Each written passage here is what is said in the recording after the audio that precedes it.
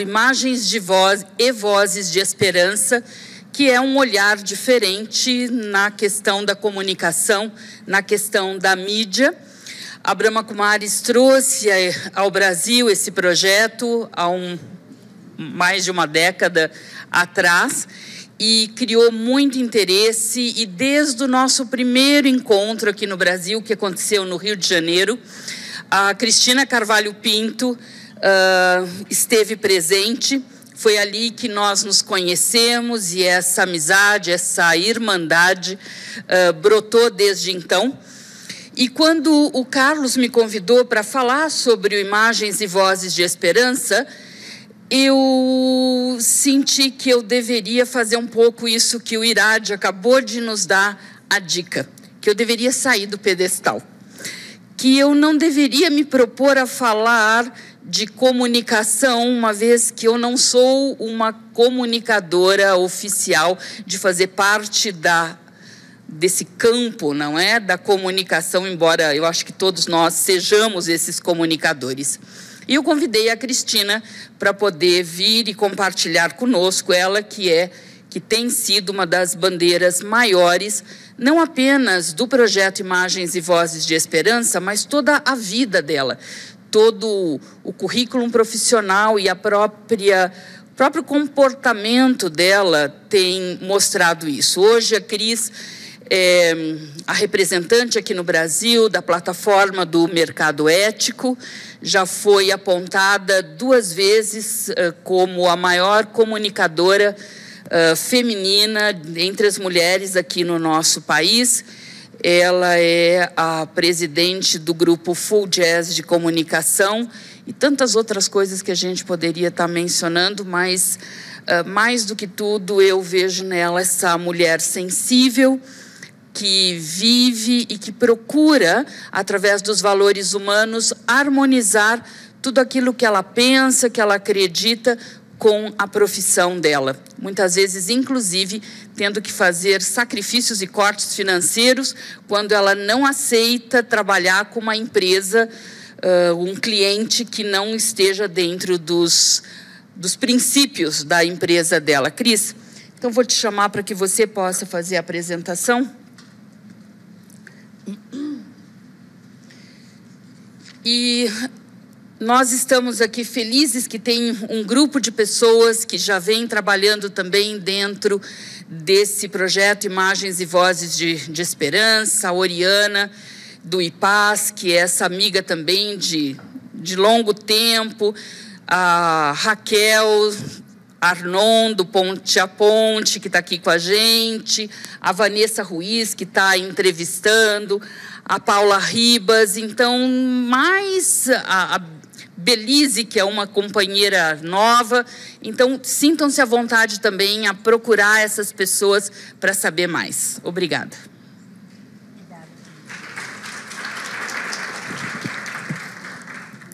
Obrigada, querida Luciana, grande mestra. Boa tarde a todos vocês. Acho que eu vou pegar esse outro microfone e vai ficar mais fácil. Boa tarde a todos.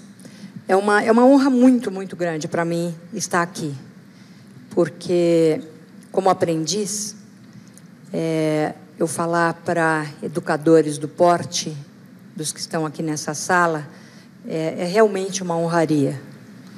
O que a gente vai procurar fazer é mostrar por que é tão crucial transformarmos o ambiente midiático.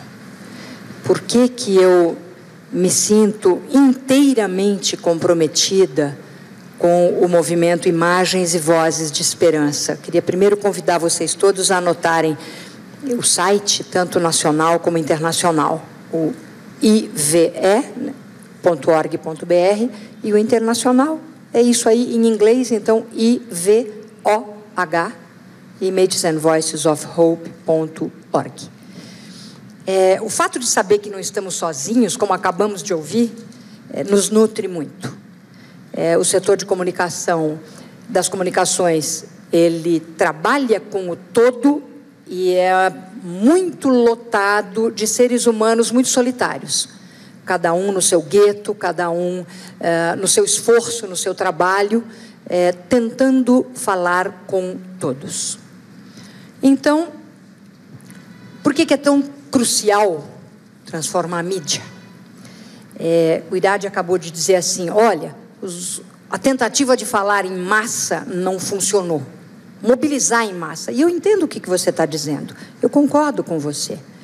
Quando a gente quer falar com o todo, a gente não fala com ninguém. Porque, embora tão sabiamente Plotino tenha sintetizado que o uno está no todo, o todo está no uno, é com o uno que a gente fala quando a gente quer falar com o todo. O movimento é de um para um e do todo em cada um. Então, quando a gente fala de mídia de massa, por exemplo, hoje a gente tem inúmeros estudos de caso em que grandes marcas globais dizem assim, nós vamos usar uma linguagem global. E aí elas investem milhões e milhões e centenas de milhões em processos chamados de comunicação de massa para obter resultados muitas vezes pífios. Pífios. E por que isto acontece? Porque a linguagem global, entre aspas, é uma linguagem que fala com todos e não conversa com ninguém. Mas é possível falar com todos ao mesmo tempo? Com certeza, é inteiramente necessário e possível. Quando? Quando a gente faz a linguagem, quando a gente usa a linguagem universal. Não a global, a universal. E qual que é a linguagem universal? É aquela que fala profundamente com um. Se ela falar profundamente com um, eu falei com todos. Então, estou aqui passando, agora veio. Quando a gente fala do modelo vigente, seja o modelo econômico, social, corporativo, aqui é Padre Nosso para todos nós que estamos aqui, porque todos nós somos estudiosos e conscientes do que está acontecendo com esse modelo implodido. O primeiro problema desse modelo, do ponto de vista da comunicação, como eixo central da nossa conversa aqui, é que ele aniquila a autoapreciação. Na educação, não preciso falar nada, posso pular essa parte, né? Ela não é voltada à autoapreciação. Desde o lançamento desse evento maravilhoso, no dia do lançamento, em que estavam aqui os grandes mestres, inclusive sendo homenageados, a gente sentiu a diferença que faz um grande mestre que é apreciativo do que é o ser humano. A sociedade de consumo, obviamente, nos leva a abrir mão da nossa autoapreciação. Ela é feita para nos tornar não apreciadores daquilo que nós somos. Porque quando eu não sei quem eu sou, eu me encho de penduricalhos que digam quem eu sou. Eu preciso do carro, da grife, do sapato, da mulher do meu lado, que seja a simbologia. Eu preciso de tantas coisas. Quando eu sei quem eu sou, eu não preciso, olha, gente, de quase nada. Nós sabemos disso. A mídia virou o quê? Um império de estereótipo. Eu ainda sou do tempo que existia aquela máquina chamada clichê, viu, gente? Numa outra encarnação, quando eu comecei a trabalhar com comunicação, eu tinha 17 anos, a gente criava alguma coisa para a mídia e ela ia para uma máquina chamada clichê, né? Então, o estereótipo é isso. Tinha lá o estereótipo. Plom, plom, plom, plom, plom, e iam saindo, né? Jornais e tal. Puxa, ainda bem que tem o Alan aqui olhando para mim como se você também estivesse lá, né, Alan? Bom, então, a mídia é um verdadeiro império de fazer o plan, plan, plan, plan, plan com esta máquina totalmente em fora de uso, só encontrável em museus, mas a máquina continua operando, não é? Por quê? Porque se eu não estou interessada em você, então, como eu desenho um ser humano? Se eu não estou de fato interessado em ninguém aqui nessa sala, e vocês pedirem para eu definir um ser humano, eu vou precisar criar um que não existe. E esse um não é de verdade. No mundo da profissão, a gente inventou um conceito de sucesso. E a mídia é um grande devastador, turbinador daquele modelo de sucesso que é absolutamente esquizofrênico. Então, nos processos midiáticos, seja nas novelas, nos programas de auditório, na propaganda, no jornal, quando a gente fala de sucesso ou retrata o sucesso, ele sai daquela máquina que fazia plan, plan, plan. Ele mostra seres humanos, se for homem, evidentemente, ele tem que ter uma cara de executivo. Como se fazer sucesso significasse ser executivo. Eu imagino que para um professor, para um educador, fazer sucesso, o que é o sucesso para um educador? É sentir que o seu trabalho gerou indivíduos, contribuiu, não é gerou, contribuiu para a formação de indivíduos que têm curiosidade por aprender, que têm prazer de expandir sua própria consciência, que têm vontade de trazer o conhecimento para dentro de si, para uso do bem de todos. Eu imagino que o sucesso de um professor é entender que os alunos estão motivados, querendo mais, com interesses interessantes, né? Interesses interessantes. Porque hoje a gente fala de interesse tão desinteressante na cabeça, muitas vezes, das crianças e dos jovens, plantados esses, entre aspas, interesses, por processos midiáticos. Meu pai era um grande cirurgião. O sucesso para ele, que era um homem que viveu com grande humildade, dificuldade financeira, sucesso para ele era salvar vidas. Só sucesso. É chegar em casa 3 noites sem dormir, sem ter tempo para descansar, sem ter tempo para comer, e falar, olha, conseguimos, salvamos. Isso é sucesso. Ele não usava terno, gravata, nem andava nos jatinhos particulares. Então, esta imagem profissional, quer dizer, esse conceito de sucesso é outro paradigma que saiu da famosa máquina dos estereótipos. Isso gera uma autopercepção nossa, uma autopercepção controlada por fatores fictícios, óbvio, né? Padrões, valores fictícios. O setor de comunicações, ele é um espelho da disfunção corporativa e social. Por que ele é espelho e eu pus corporativa na frente? Porque, obviamente, especialmente em países como o nosso, a mídia é inteiramente financiada por corporações. Então, as corporações querem que o espelho seja o espelho que elas desejam para a chamada sociedade de consumo. E o que as corporações, em geral, eu não quero generalizar, porque estão surgindo fatos imensamente positivos e novos no mundo corporativo. A média, o que é do mundo corporativo? Ela precisa do chamado consumidor. Olha que palavra mais absurda. Consumidor é uma coisa que consome, é isso? Então, ela precisa de pessoas anestesiadas, que não têm autoapreciação nenhuma, que precisam de parafernálias para tentar encontrar a sua própria identidade. O descolamento está aí. A nossa inteireza fica jogada fora. Quando eu montei essa palestra aqui, eu tinha passado numa banca de jornal e tinha falecido a Elizabeth Taylor naquela fase. E eu ia fazer essa palestra num evento enorme lá em BH, chamado Sustentar. E aí, eu tive essa curiosidade. Eu falei, como eu trabalho muito com mídia não obrigatoriamente impressa, eu falei, eu vou pegar uma banca de jornal, capa de revista, né? E lá estava assim, na Isto É, o terror chega à escola. Aquele menino que de tão abusado foi naquela escola no Rio de Janeiro, tinham colocado até a cabeça dele dentro de um sanitário e soltado a descarga, ele, enlouquecido, foi lá e matou um monte de gente, e aí se matou. Então, o terror chega à escola. Será que é o terror que está chegando à escola? Porque nessa matéria se levantava até a possibilidade dele estar ligado a movimentos terroristas. Então, não é o terror que chega à escola.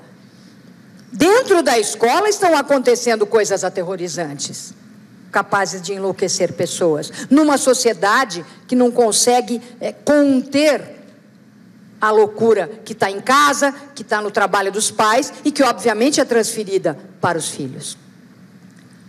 Aí estava acontecendo o príncipe e a plebeia que estavam se casando.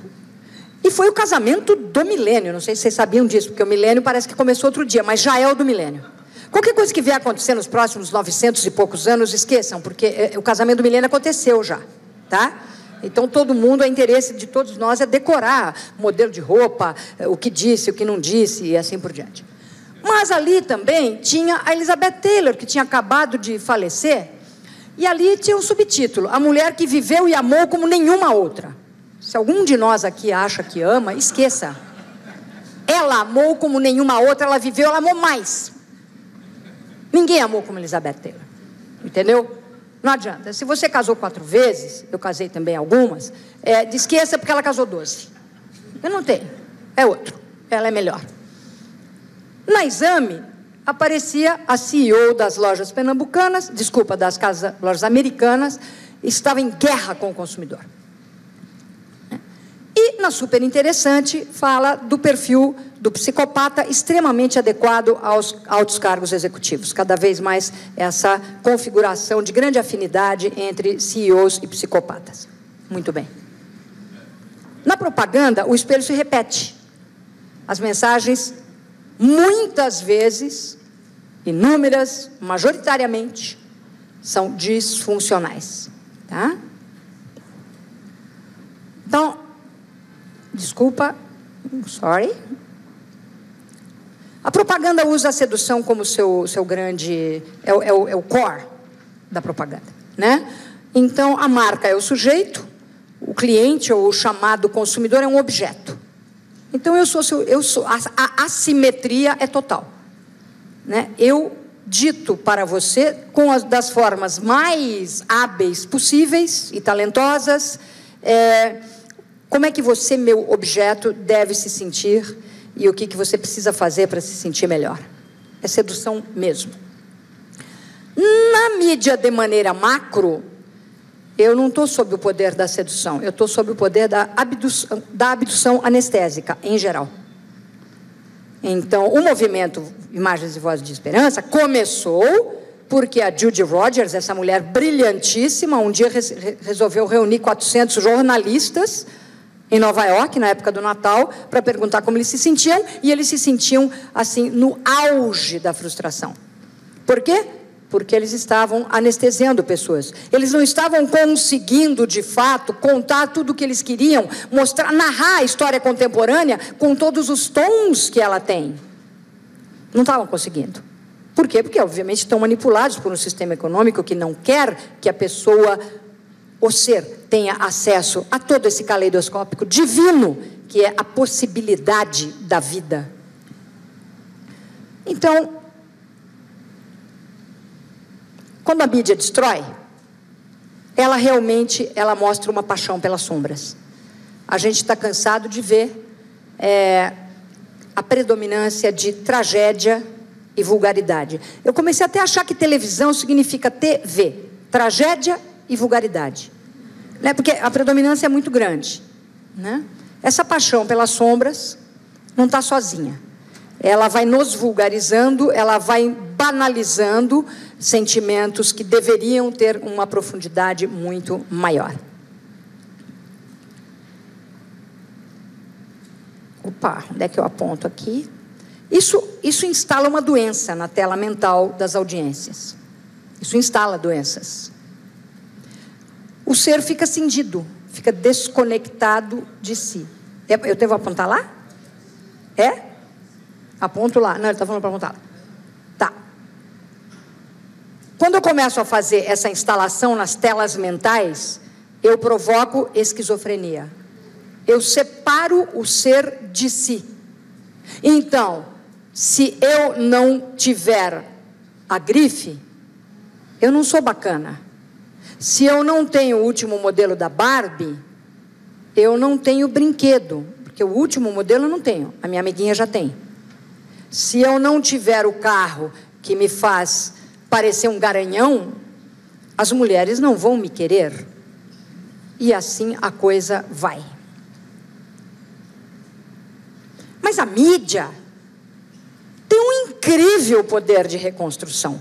E é para isto que nós estamos unidos ao redor desse movimento gigante, maravilhoso, que é o Imagens e Vozes de Esperança. Porque, obviamente, a moeda tem sempre os dois lados. A mídia hoje tem um papel gigante na educação do mundo. Não adianta a gente querer que não. Né? Crianças, jovens, adultos e todos nós, passamos não sei quantas horas por dia consumindo mídia. É a mídia na internet, é a mídia na televisão, a mídia não sei aonde, é mídia, mídia, mídia, mídia, mídia. E cada um de nós é uma mídia. Por quê? Porque o uno está no todo e o todo está no um. Quando a gente usa esse poder de reconstrução, como indivíduos, ou como coletividades, ou como mecanismos de comunicação, a mídia pode resgatar a autoestima das pessoas. Ela pode resgatar raízes culturais, os valores pelos quais vale a pena viver. Outro dia eu estava lembrando das novelas, né? A gente teve Roque Santeiro, teve Rei do Gado, teve novelas incríveis, com temáticas muito interessantes, que iam buscar, teve Pantanal, não é? Que iam buscar raízes da cultura brasileira. Então tinha humor, tinha choro, tinha família, tinha de tudo que tem que ter para você criar o chamado drama, né? Como a gente fala na nossa linguagem técnica, mesmo uma comédia tem que ter a questão do conflito inserido. Mas e hoje? Eu pego as 3 últimas, 4 últimas ou mais novelas do maior veículo de comunicação do país, no horário nobre, e em todas elas a personagem central é um psicopata. Em todas, sem exceção, todas essas novelas do horário nobre, onde estão as criancinhas sentadinhas ali. Elas estão sentadinhas ali e a Aline pega o rapaz e enfia a faca e voa aquele monte de sangue. É fop, fop, fop, fop. E a criançada assistindo. A psicopata em plena atuação. Não importa se depois, no último capítulo, todos serão redimidos. Os maus serão presos, os mortos e os bons... Desculpa, eu estou 1 ano e meio vendo essa loucura. E você vai querer me salvar em um capítulo? Não, querido, já foi. A minha tela mental já ficou doente. A missão educacional da mídia é gigante. Eu estava dando uma entrevista para o Ives Gandra, e ele falou assim, pegou a Constituição e falou, é obrigação. É obrigação, está na Constituição brasileira. Do mesmo jeito, Figueiró, que tem o artigo sobre a questão da criança, da infância, a proteção, tem o artigo que fala da obrigatoriedade do uso dos espaços midiáticos como espaços para a educação, a expansão da consciência, a vivência da cidadania. E sabe o que está acontecendo, por exemplo, no meu setor? Toda vez que alguém começa a abrir, a expandir os horizontes da sua consciência, ele começa a ser rotulado de politicamente correto. O politicamente correto, eu que trabalhei muito, também dentro dos Estados Unidos, é o cerceamento absoluto do ser. É uma lista que você vai ticando. Tum, tum, tum, tum, tum. Isso não é a liberdade. Isso não é a verdadeira ética. Politicamente correto é um assunto. Expansão da consciência é outro assunto. Em que eu vou atuar para o bem de todos e com respeito a todos, porque eu me sinto com vontade de fazer isto, porque isto já está em mim, não porque me passaram um monte de regrinhas, senão eu serei preso ou processado. Essa vivência, ela precisa ser expandida através de processos criativos. Porém, hoje, olha a loucura, do mesmo jeito que o jornalista é treinado dentro das redações para acreditar que se sangra, lidera, que é o famoso, o lead, né? Quem for jornalista aqui sabendo o que eu estou falando, né? Que if it bleeds, it leads. Né? Do mesmo modo que essa coisa louca foi plantada na mente do jornalismo, também foi plantada na mente dos criadores de novelas, propagandas, programas e outras variedades e tal, que se não tiver muita safadeza, muita sacanagem, desculpa a expressão, muita vulgaridade e assim por diante, não vai liderar. O povão quer aquilo. Então eu me lembro quando eu tinha 15 anos, que quem estava lá na televisão tocando música era o Chico Buarque, era o Caetano, era o Tom Jobim, não é assim? Era o Toquinho, era o Vinícius de Moraes, e eu falo, o povão todo queria eles. Os queria, queridos professores. O povão todo queria. Quem disse que o povo não tem bom gosto? Quem disse que o povo não gosta de talento? Quem disse que o povo não quer expansão da consciência? Então, criou-se a mais perigosa esquizofrenia, que nós precisamos salvar disto a mídia. Criou-se a sensação louca e cindida de que, se eu sou muito criativo, como os criativos somos irreverentes por natureza, então, se eu sou muito criativo, eu não posso ter ética, porque a ética é um cerceamento da minha capacidade de ser irreverente e de romper com padrões. Verdade? Não, mentira. Sofisma barato, ridículo, vagabundo, sofisma de quinta categoria.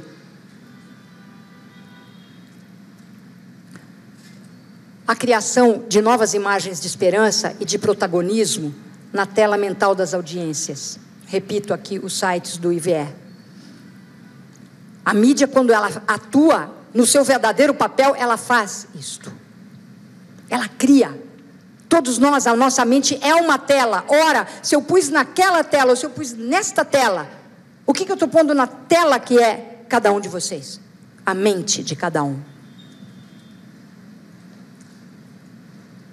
O ser humano se reconectando consigo e com o universo. Se eu me reconectei comigo, eu já estou conectada com tudo e com todos.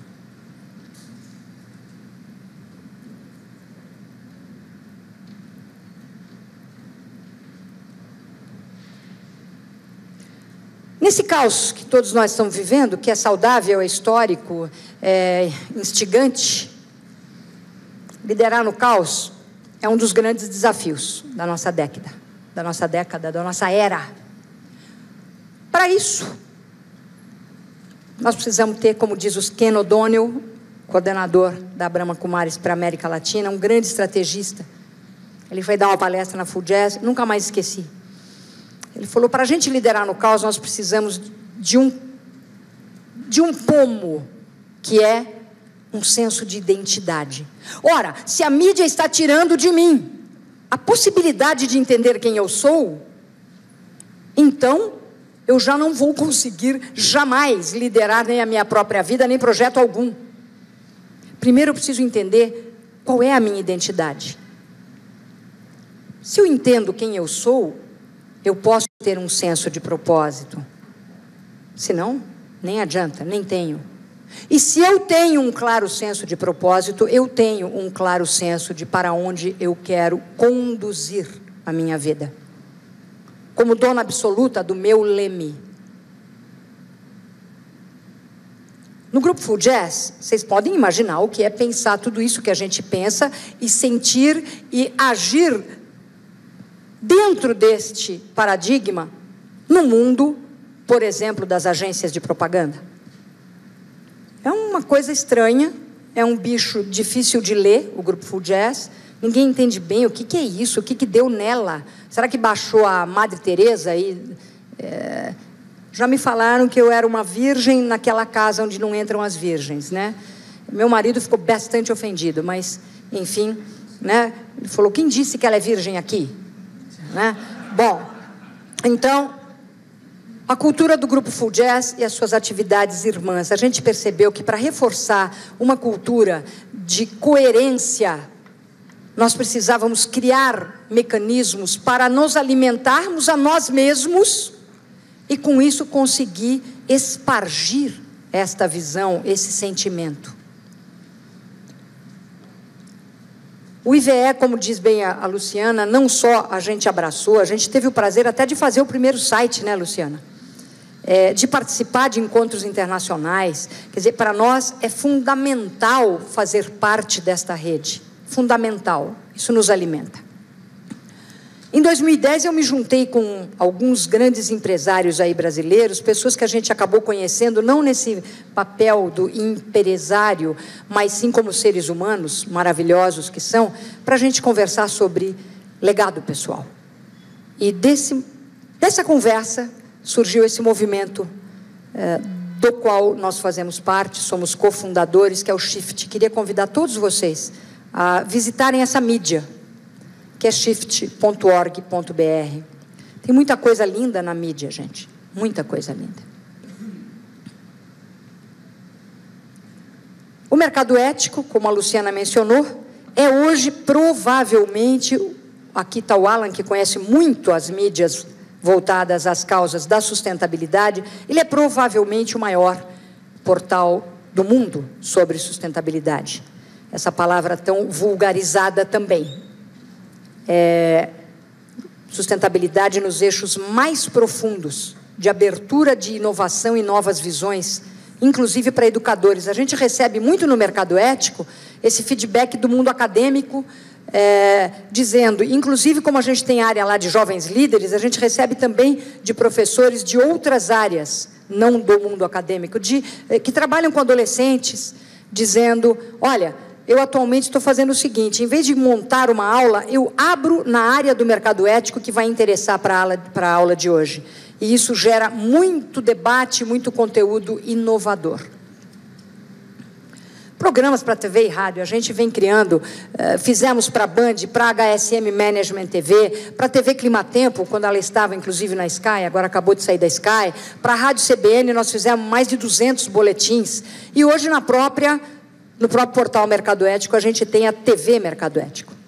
Então, o que a gente acredita é que fazer mídia, quando você está à frente de um grupo de comunicação, você tem que ir buscando novas brechas, buscando áreas que têm a ver com jornalismo, buscando áreas que têm a ver com pura inspiração. Está aqui a Rosa Alegria, que é quem conduz, junto com a Aline Alegria, que é filha dela e que é uma legítima herdeira, a mulher que é um ícone do conhecimento de tendências do futuro no Brasil. Ela é a construtora do site do Shift, por exemplo. O Mercado Ético, ano passado, ganhou o veículo do ano, né, Alan? Na área de sustentabilidade, no prêmio HSBC de jornalismo. Ou seja, a gente está procurando sair desse mundinho do chamado branding para entender o que é usar a mídia para ser um espelho daquilo que nós estamos tentando ser em nós, dentro da glândula timo. Uma imagem e uma voz de esperança. Muito obrigada.